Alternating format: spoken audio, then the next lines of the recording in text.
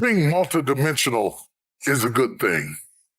So when you start thinking about streams of income, think of multiple streams of income. I wanted to preach. I'm called to preach. You know me from preaching. You know me from ministering the gospel. And I love what I do.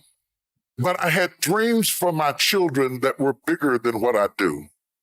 I did not want my children to have to fake being me in order to be successful.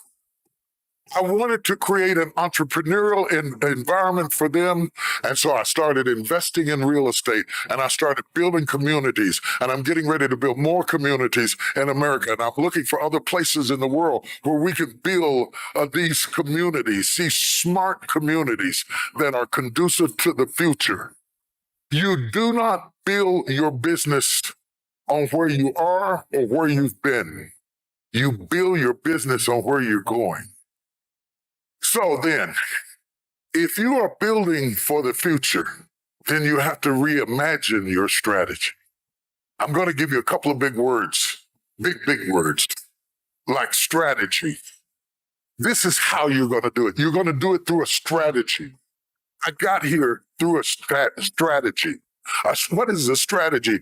A synchronized step-by-step plan from point A to point B. Your strategy is important. You've got to fix your strategy. If you've been doing what you've been doing for 5 years and it's not working, it doesn't mean you need to give up your idea. You might need to give up your strategy. Your strategy of accomplishment has to change with the times. You may not have hit your customer yet, but that doesn't mean your customer's not out there. You've got to find somebody, and let me tell you who wants what you got. The person who wants what you have is a person who sees what you have as an answer to their problem. People will go get answers. They are not looking for problems. What do you solve with what you bring? And you don't have to have a degree to do this. It could be as simple as my father's mop in a bucket. My father ended up with 52 employees in the 60s because he built a business that solved a problem. Not all of us will be doctors. Not all of us will be chemists. Not all of us will be lawyers. Not all of us will be astronauts. But the astronaut still needs a plumber. The doctor still needs an electrician. Whatever your business is, it must be an answer to somebody's problem. It must solve that problem and fix that problem. And when you do whatever you do and you find yourself maxing out at what you do is not who you are. What you do is not who you are. What you do is not who you are. People say T.D. Jakes is a preacher. First of all, he wasn't always. Second of all, T.D. Jakes is a man.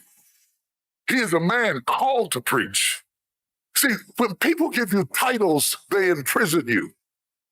If I bought into that, I wouldn't have done almost $500 million worth of films at the box office because I would have said, I'm a preacher, I can't do that.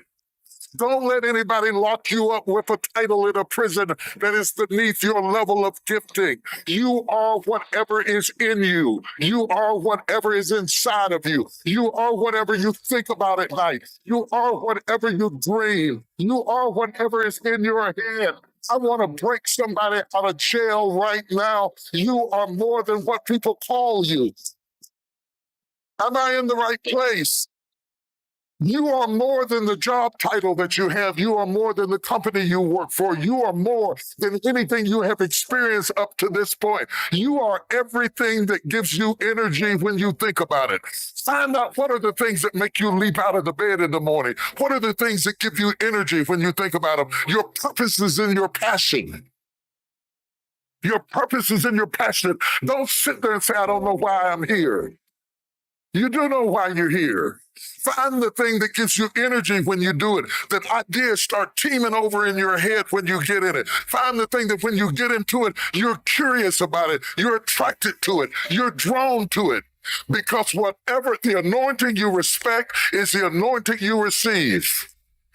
Oh, can I talk to you, somebody? The anointing you respect is the anointing you receive. So the person that you idolize, you probably idolize them because they're doing something that is in you. Other people ignore them. And you would walk them out and hear them or see them or hear them sing or watch them build or hear them orate or whatever it is that they do. It's because it's in you. What God's getting ready to do. See, David was not yet king, but he was practicing and he was evolving and he was getting ready. And he had to be able to lead in conflict or you can't be king. You can't be king in a quiet room. You can't be king and stay disconnected. You can't be king and not deal with the messy stuff. You can't be king and not be strong enough to accommodate other people's gifts. You can't be king if you gotta be boss. Not and lead a great nation. Because if you're gonna lead a great nation, you gotta surround yourself with great people and be comfortable in the conflict. How do you become comfortable in the conflict? By creating an environment of trust that says we may disagree, but our relationship is stronger than our disagreement. And if it comes down to a choice, I choose to pursue relationship over disagreement. Perhaps you're not right and I'm not either. Perhaps it is the combination of ideas that defines innovation. There can be no innovation without disruption. And your hiding from the conflict is stopping the innovation. And so the Lord told me to tell you that you got to create atmospheres of trust. You got to create atmospheres where people can approach you, but disagree with you or challenge you or say, have you thought about it this way or that way? And you can't keep running from other people's brilliance just so you can be important in your own little camp. And what was amazing to me about the text is David's values were on what had been proven to be true in his life. And he always turned down what looked like the obvious answer to use something that looks substandard because he valued longevity and history over glitz and glitter and glam. Have you been proven? You can forgive your mistakes. Have you been proven?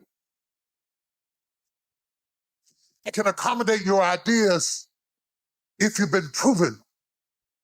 If I'm going into this battle, I'm not going without you. If I'm going into this next dimension, I'm not going without you because you are a piece of my destiny.